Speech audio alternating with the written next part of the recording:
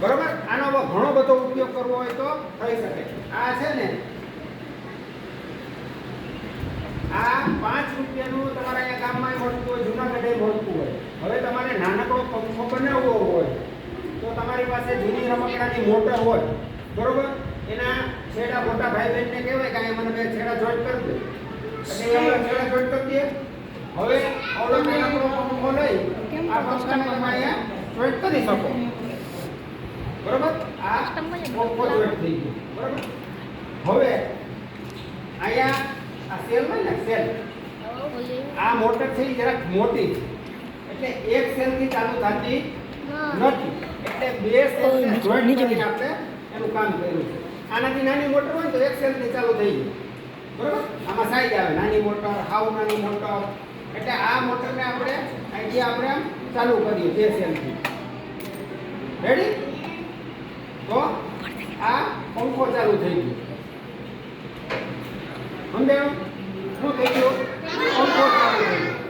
એટલે આવું તમે રમકડાનું બનાવી શકો.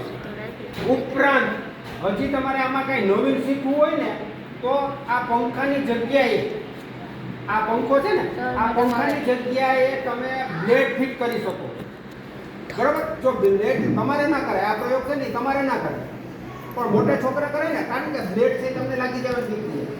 બ્લેડ ફિટ થઈ જાય ને પછી આ બ્લેડ ચોટાડી દેવાની, પછી મોટર ચાલુ કરવાની, એટલે એ ઘાસ કાપવાનું મશીન થઈ જાય.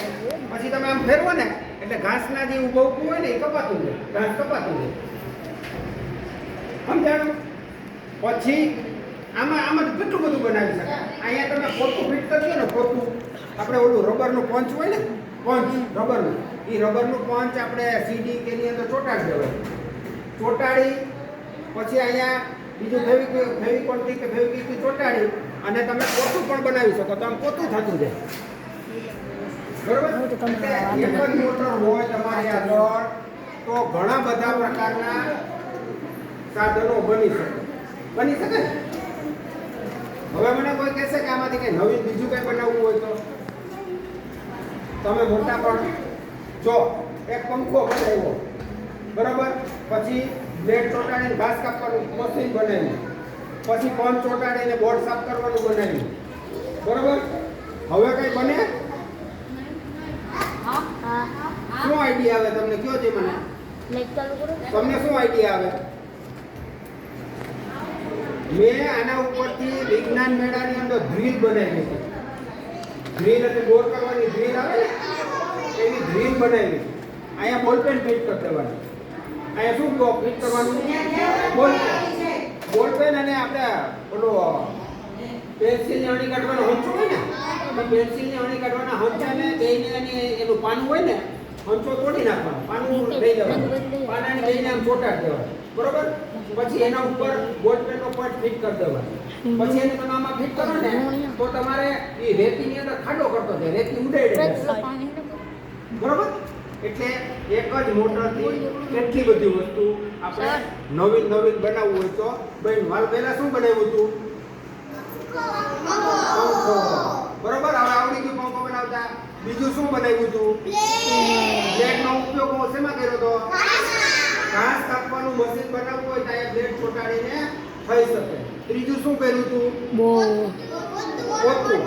એક પંચ વાળો પંચ લઈ લેવાનું, પંચને ચોટાડી દેવાનું, પંચ પછી છે એને આમ ફેરવતા રહ્યો એટલે પંચને પોતો ભીનું પણ કરી શકે.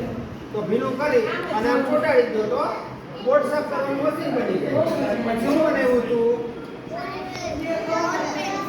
ડ્રીલ, બરોબર, ડ્રીલ. હવે આ મોટરથી હવે ઊંધું કામ કરે. આ સેલ છે ને, આ સેલથી આપણે મોટર હાંકતા હતા. હવે આપણે ઊંધું કામ કરીએ. આપણે ગયા વર્ષે પ્રયોગ કર્યો હતો કે પવનથી આ મોટર ઊંધી ફરે. આપણે સેલનો ઉપયોગ કરી તો મોટર સૌથી ફરે. હવે પવનથી મોટર ઊંધી ફરે અને પાવર ઉત્પન્ન થાય. હું કહેવા માંગુ છું, સમજાય તમને? આ પંખો હાલે તો પાવર વાપરે અને પવન આપે. આગળ પંખો શું કરે?